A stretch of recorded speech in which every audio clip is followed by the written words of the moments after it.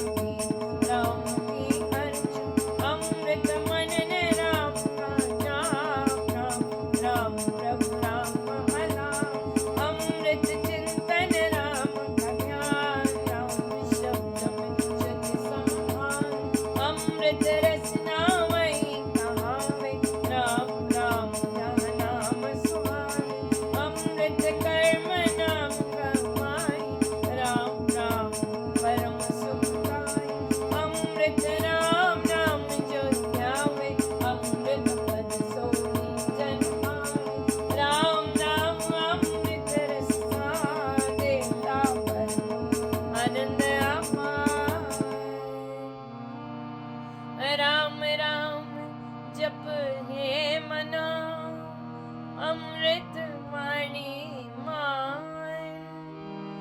राम नाम में राम को सदा विराजते जान। राम नाम मंगलकारी विघ्नहरे सब बाधक हारे। राम नाम शिव शरण महान स्वस्ति शांति शिव कर कल्याण। राम राम श्री राम चार मानिए मंगलाचार।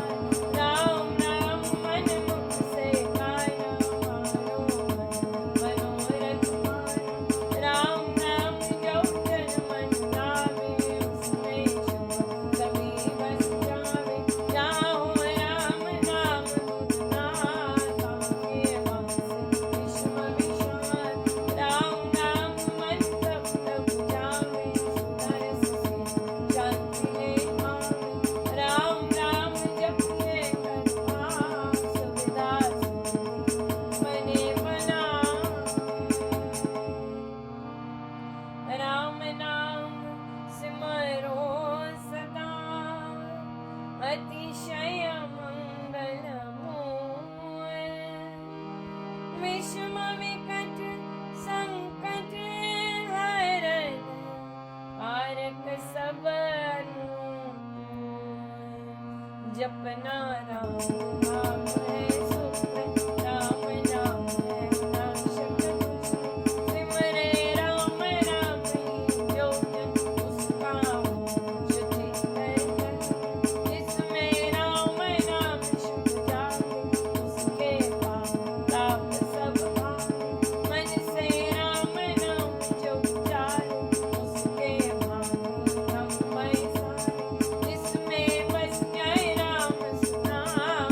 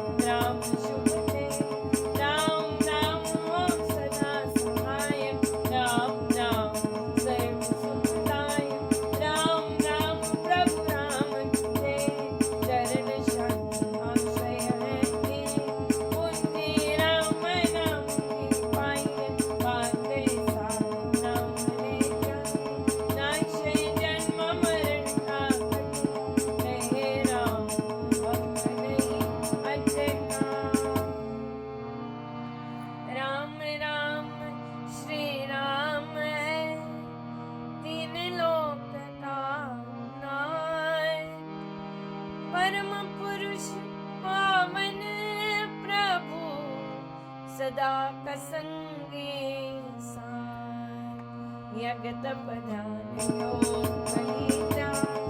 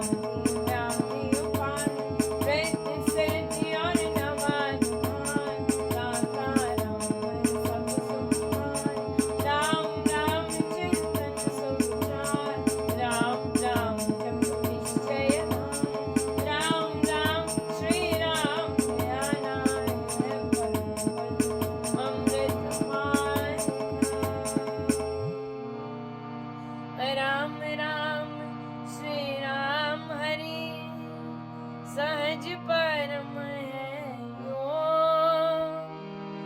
राम राम श्री राम जप दाता अमृत भोग। नाम चिंतामणि रत्न नाम धाम महिमान अतुल प्रभावति प्रताप।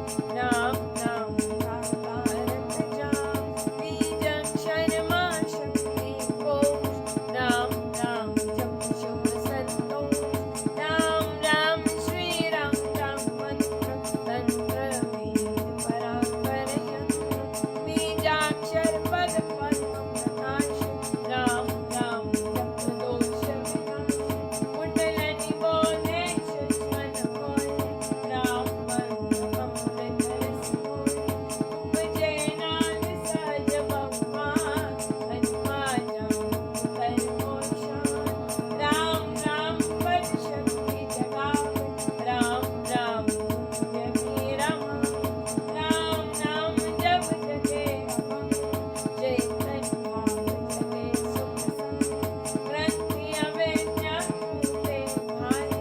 राम लीला मिले फल मारे। पतित पावन परम पाय। राम राम जपयाय सफल सिद्धि करे साधना।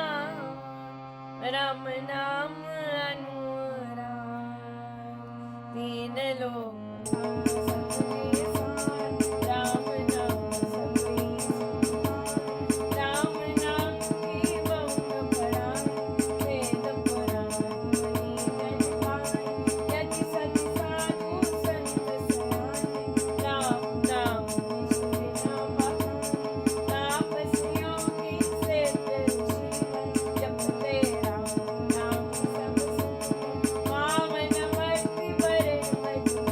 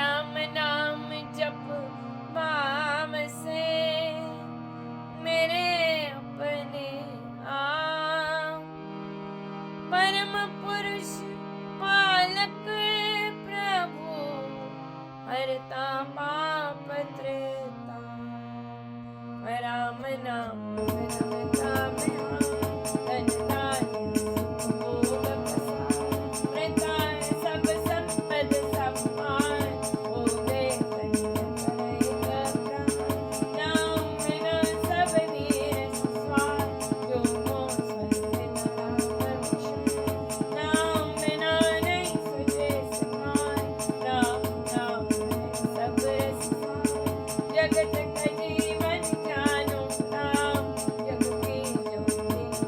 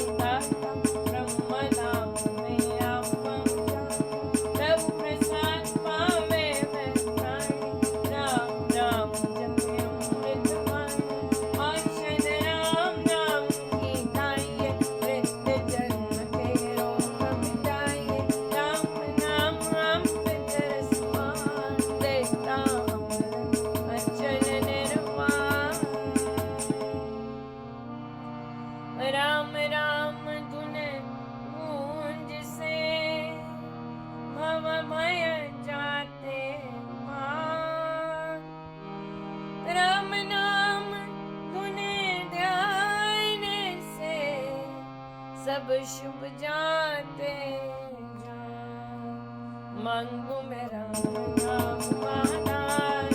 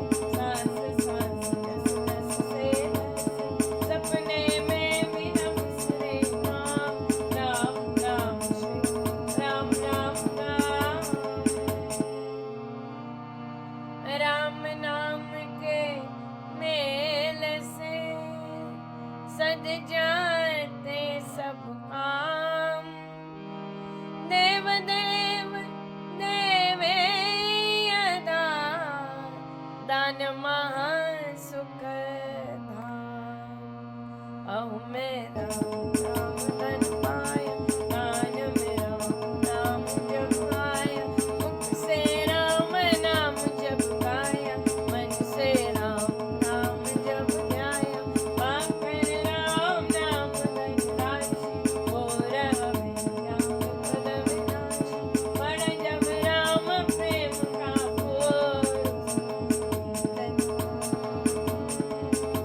नाम जो जपे कबीर उसके भीतर मोक्ष कुबेर दीन दुखिया दरिद्र कंगाल राम राम जपो वे निहाल हृदय राम नाम से भरिए संचय राम नाम धन करिए गज में नाम मूर्ति धरिए पूजा अंतर को करिए आंखें मुंदक सुनिए सुनाए राम राम सुमधुर झंकार उसमें मन का मेल मिलाओ राम राम सुर में ही समाओ जपूं मैं राम राम प्रभु राम ध्याऊं मैं राम राम हर राम सिमरूं मैं राम राम प्रभु राम गाऊं मैं राम राम श्री राम अमृत वाणी का नित्य गाना राम राम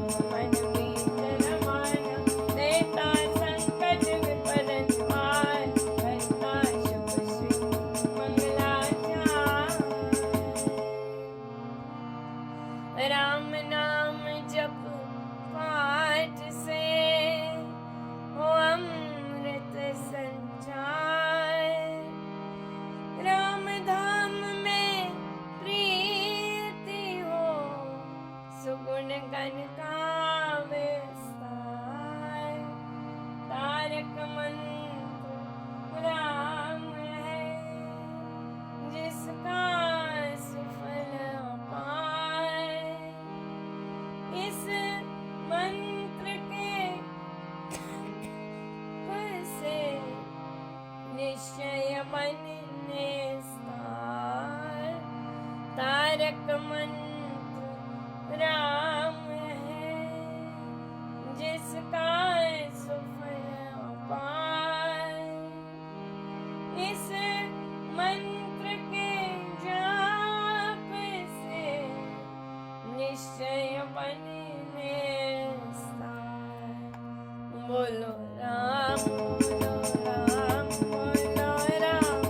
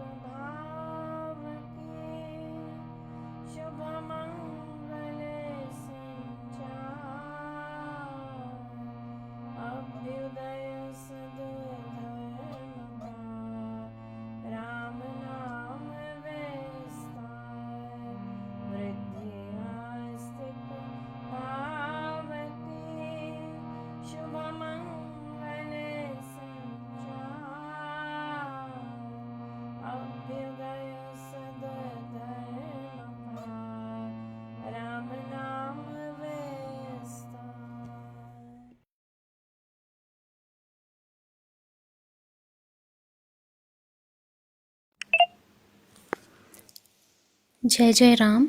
श्रीमद् भगवद गीता भाषा जी, पेज नंबर 278। भगवान ने कहा, मेरा जो रूप तूने देखा है उसके दर्शन बहुत ही दुर्लभ हैं। देव भी इस रूप के दर्शनों की सदा अभिलाषा करते रहते हैं। जिस प्रकार तूने मुझे देखा है उस प्रकार मैं वेदों से, तप से, दान से तथा यज्ञ से नहीं देखा जा सकता। जय जय राम।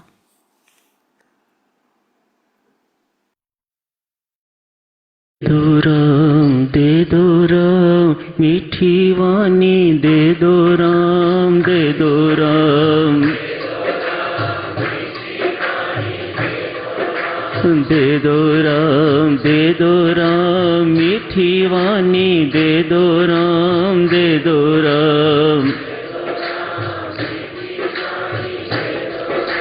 दे दो राम, दे दो राम मीठी वाणी दे दो राम, दे दो राम,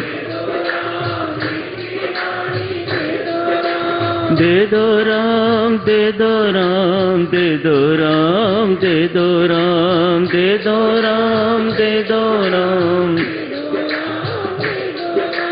दे दो राम, दे दो राम निर्मल बुद्धि दे दो राम, दे दो राम, दे दो राम, दे दो राम, दे दो राम निर्मल बुद्धि दे दो राम,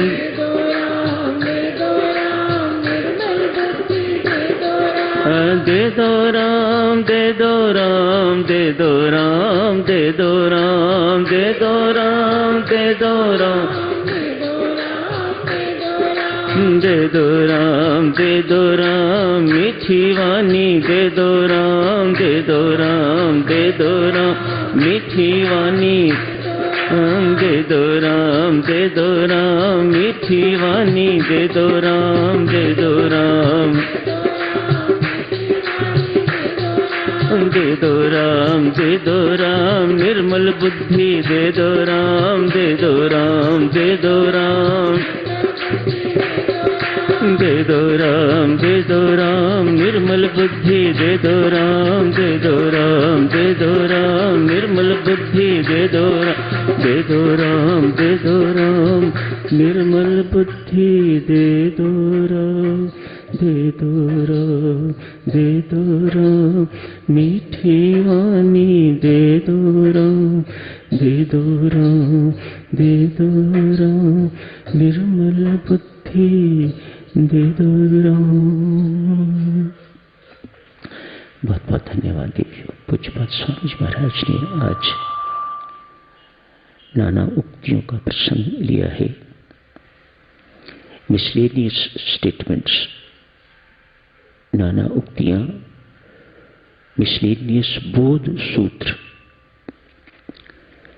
हर स्टेटमेंट जो स्वामी जी महाराज ने लिखे हैं, दिए हैं, मननीय एवं आचरणीय। कहां से शुरू करें समझ नहीं आती।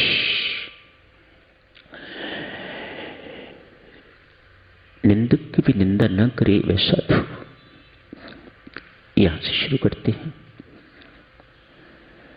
हम तो सब साधक हैं, साधु तो कोई आप में से बिरला, साधक तो हम सब हैं। हम निंदा नहीं कर सकते, साधक हैं तो, ना ही दूसरों की निंदा सुन सकते हैं। दोनों परमिसिबल नहीं है। ना निंदा करना ही द्वेषपूर्ण आलोचना। भीतर द्वेष है तो किसी दूसरे की आलोचना करनी और फिर उसे बखान करना निंदा कहा जाता है। ये द्वेषपूर्ण आलोचना साधक को परमिसिबल नहीं है। दूसरों की निंदा सुननी भी परमिसिबल नहीं है। दोनों चीजें साधक को नहीं करनी चाहिए। हाँ, अपनी निंदा सुन सकते हो तो सुनो, बहादुरी का काम है। यदि वह निंदा लगे कि ठीक है, जेन्युइन है, जिस बात के लिए मेरी निंदा की जा सकती है वह दुर्गुण मेरे अंदर है, तो उसे साधक को दूर करने की चेष्टा करनी चाहिए। यदि वह दुर्गुण नहीं है तो फिर किस बात की चिंता करनी। इधर से सुनी उधर से निकल दी। उस निंदा करने वाले व्यक्ति की भी निंदा नहीं करता वह साधु है, कोई जरूरत ही नहीं। संतों महात्माओं की बातें तो बहुत इस प्रकार की होती है ना, किसी एक संत को बड़े अपमान भरे शब्द सुनने ही पड़ते हैं। ये कोई संतों के लिए, साधुओं के लिए नई बातें नहीं है, बहुत सुनने पड़ते हैं, औरों से कहीं ज्यादा। किसी ने अपमान भरे शब्द कहे, गाली दी जैसे, तो शिष्यों ने बुरा माना। गुरु महाराज के लिए, संत के लिए ऐसे शब्द प्रयोग शोभनीय नहीं है। प्रतिक्रिया व्यक्त करनी चाहिए। शिष्यों ने तो संत ने रोका, उन्हें समझाया, कहा बच्चों,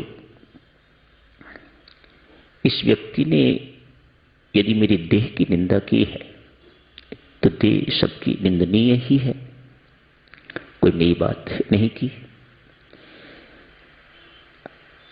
हम स्वयं को भी देह की निंदा करनी चाहिए। क्यों? ये कुकर्म सारे इसी के माध्यम से होते हैं। देह भाव बड़ा खराब भाव है, अविद्या कहा जाता है इसे। तो बच्चों, देह तो निंदनीय है, और अगर इस व्यक्ति ने मेरी आत्मा की निंदा की है तो इसकी आत्मा में और मेरी आत्मा में कोई अंतर नहीं है, वह एक ही है, तो बुरा क्यों मान रहे हो? संत ने समझाया।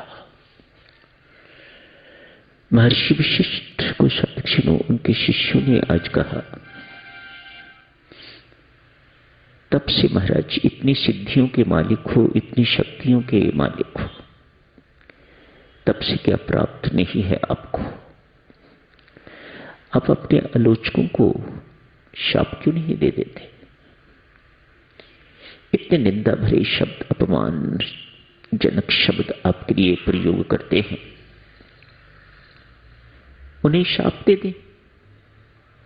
आप में समर्थ है कि शाप देते ही उनका सत्यानाश हो जाएगा, सर्वनाश हो जाएगा उनका। महर्षि वशिष्ठ समझाते हैं, नहीं बंधुओं, तप त्याग एवं भक्ति इसलिए नहीं की जाती कि शत्रुओं का सत्यानाश किया जाए या निंदकों का, आलोचकों का सत्यानाश किया जाए। तप त्याग भक्ति इसलिए नहीं की जाती, उपासना साधना इसलिए नहीं की जाती। वह तो इसलिए की जाती है कि अज्ञानियों के हृदय के अंदर ज्ञान का दीपक जला दिया जाए। अज्ञानियों के हृदय के अंदर ज्ञान का दीपक जला दिया जाए और सामान्य व्यक्तियों के अंदर भक्ति का संचार कर दिया जाए, उनके अंदर भक्ति जागृत कर दी जाए। मैं इन पर क्रुद्ध होके अपनी की हुई कमाई का सत्यानाश क्यों करूं? ये कमाई बहुत अनमोल है। साधना की कमाई, उपासना की कमाई, बहुत भक्ति की कमाई, ये तप त्याग की कमाई बहुत अनमोल है। मैं इन्हें शाप दे के तो अपनी बुद्धि के अनुसार, संसार है ना देवियों सज्जनों, बड़ा मुश्किल है कहना कि मुख के अंदर कितनी जीवा है संसार के। हम तो साधक हैं ना, सो एक पर्याप्त है। हमें अपने मुख के अंदर अनेक जीवाएं नहीं रखनी। भगवान राम से किसी ने प्रश्न कर दिया, महाराज 2 नासिकाएं दी, 2 आंखें, 2 कान, ये जिभा एक क्यों दी है? हंस के मुस्कुरा के कहा, शुक्र है एक ही दी है, अनेक दी हुई होती तो ना जाने इस जिभा ने क्या कर दिया होता। एक ही पर्याप्त है। जिनको गंदी आदतें हैं देवियों सज्जनों, दूसरों के घरों में आग लगाने की, इस जीवा ने न जाने कितने घरों को जला के तो राख कर दिया। आप विश्वास नहीं कर सकोगे, लेकिन ये सत्य है। इनकी ये आदत है। आगे बढ़ते, कटु शब्द एक साधक के लिए साक्षियों जहर समझिएगा, अपने लिए भी और औरों को भी वह एक जहर का ही टीका लगाता है। जिनकी वाणी में कटुता है, कड़वाहट है, आप जितना मर्जी रोको, निकलता तो वही है जो भीतर है। कितना छुपाओगे, अंततः वही निकलता है जो आपके भीतर है। कड़वे बोलने वालों को, विषैले बोलने वालों को ये समझ लेना चाहिए कि अंदर विष भरा पड़ा है, अंदर कटुता भरी पड़ी है। आज स्वामी जी महाराज ने जो शब्द लिखे हैं सदा स्मरणीय, कभी ना भूलिएगा। घाव तीर तलवार के पुराते हैं तत्काल। स्वामी जी महाराज के शब्द देखो कितने अनुभवी शब्द हैं। तीर के, तलवार के घाव पुराते हैं तत्काल, थोड़ी देर के बाद भर जाते हैं। लेकिन वान का तीर, वाणी का जो तीर है, ऐसा घाव देके जाता है, पीड़ा दे सबका। स्वामी जी महाराज ने कहा घाव तो दिखाई नहीं देता, पीड़ा भी दिखाई नहीं देती, लेकिन उसका अनुभव कभी नहीं जाता।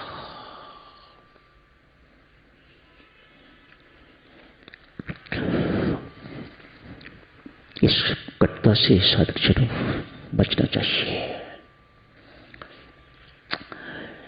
आज चर्चा शुरू करते हैं, कल जारी रखेंगे इस चर्चा को। बड़ा गहरा रोग अपने अंदर और बड़ी गहरी मार करता है दूसरे के अंदर। जाति पहचानी महिला की बात करते हैं, द्रौपदी की। महाभारत के युद्ध का एक प्रमुख कारण राजसूय ऐसा मंडप बनाया पांडवों ने, जहां थल है वहां जल दिखे, जहां जल है वहां थल दिखे।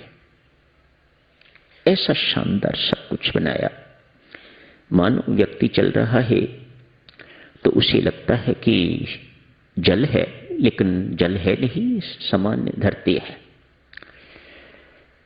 आगे चल के देखता है तो उसे दिखाई देता है कि ये भूमि है, लेकिन है जल। दुर्योधन आ गए हैं, आमंत्रित हैं, आ गए हैं। आपको इन सब बातों का पता है, सिर्फ याद दिला रहा हूं आपको। चलते चलते आगे बढ़ते जा रहे हैं। जहां जल नहीं था, धरती ही थी। अपने कपड़े थोड़े से ऊपर उठा लिए, उन्हें जल दिखाई दिया। आगे जाके ऐसा ही विपरीत दिखाई दिया। जहां जल था वहां कपड़े उठाए नहीं तो भीग। द्रौपदी और भीम दोनों ही इस दृश्य को देख के इतना ही कहा ना, आखिर है तो अंधे की औलाद ही ना, बस। अब आप सॉरी कहो, अब आप अपने शब्द वापस लो, अब आप क्षमा मांगो। जो घाव आपने कर दिया, सामान्य व्यक्ति तो, खासकर दुर्योधन जैसा व्यक्ति तो उसे कभी भूल नहीं पाएगा, और उसने भूला नहीं, वहीं पर मन में ठान ली महाभारत का युद्ध होके रहेगा। एक मामूली सी बात है ना, कोई साधक को तो ऐसा नहीं होना चाहिए, लेकिन दुर्योधन साधक नहीं है। दुर्योधन साधक होता तो ये नौबत शायद ना आती है। फिर क्या हो गया? गलत तो नहीं कहा उसने, द्रौपदी ने, भीम ने गलत नहीं कहा। बाप है अंधा, लेकिन ये सब बातें कहने की तो नहीं होती, और कहनी भी चाहिए तो बड़े ढंग से कहनी होती हैं, बेढंगी तो नहीं कहनी चाहिए। तो साधकजनों, समय हो गया है, कल इस चर्चा को और आगे जारी रखेंगे। धन्यवाद।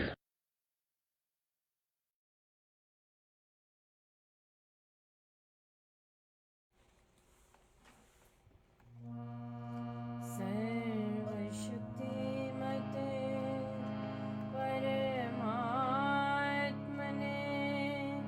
श्रीरामाय नमः। सर्वशक्तिमते परमात्मने श्रीरामाय नमः।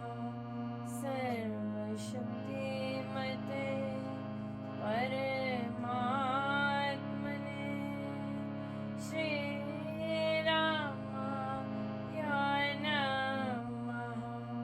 सर्वशक्तिमते परमात्मने